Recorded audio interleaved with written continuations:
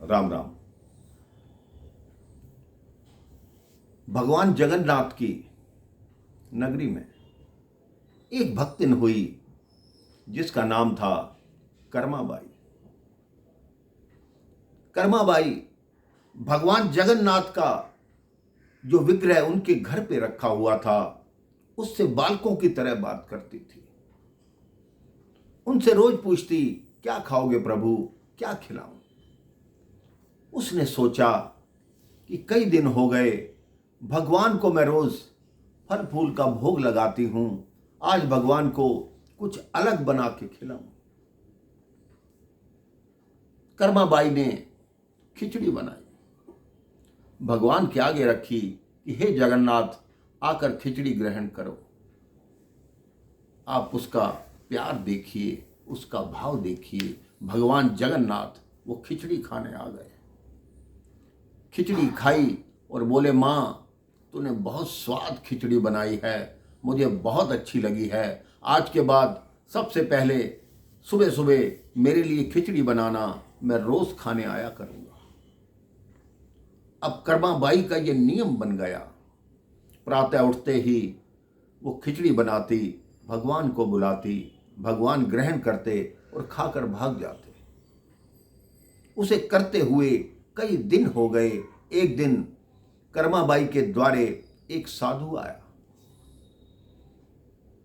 उस साधु ने कहा, तुमने स्नान तक नहीं किया और तुम रसोई में क्या कर रही हो।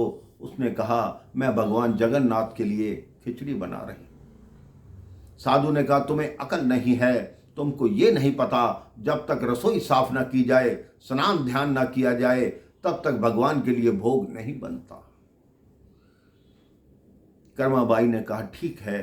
कर्माबाई रसोई साफ करने लगी, इतने में भगवान खिचड़ी खाने आ गए। भगवान ने कहा, खिचड़ी कहाँ है।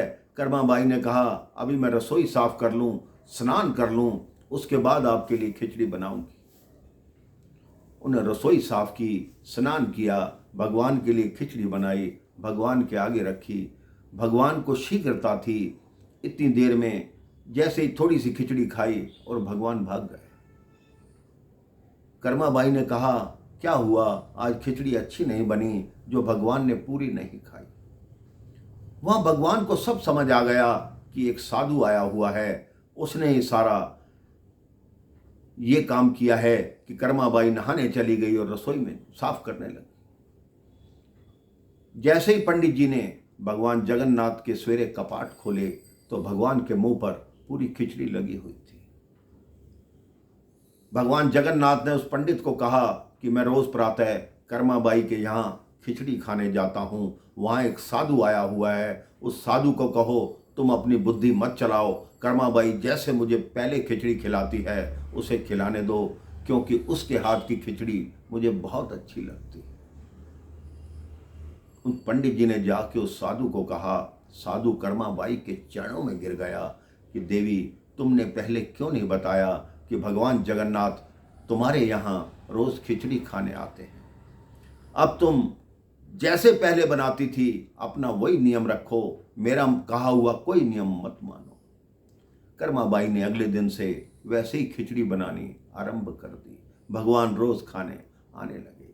जब तक कर्माबाई का जीवन रहा तब तक भगवान के लिए वो रोज खिचड़ी बनाती रही और भगवान खाते रहे।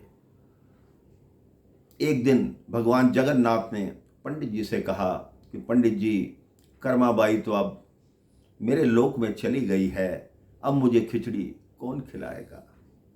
उस दिन से ही जगन्नाथपुरी में भगवान जगन्नाथ को प्रातः सबसे पहले खिचड़ी का भोग लगता है और उस खिचड़ी को कर्माबाई की खिचड़ी का नाम दिया जाता है। तो मेरे भाई बहन, ये होती है भक्ति जो भगवान को अपनी ओर खींचती है। कर्माबाई कोई अमीर नहीं थी, बहुत गरीब महिला थी, लेकिन उसका भाव शुद्ध था। इसी भाव से भगवान रोज दौड़े चले आते थे और उसकी खिचड़ी खाते थे। आप भी अपने जीवन में भाव शुद्ध रखिए, देखिए आपके पास भी भगवान अवश्य आएंगे। राम राम, जय श्री राम।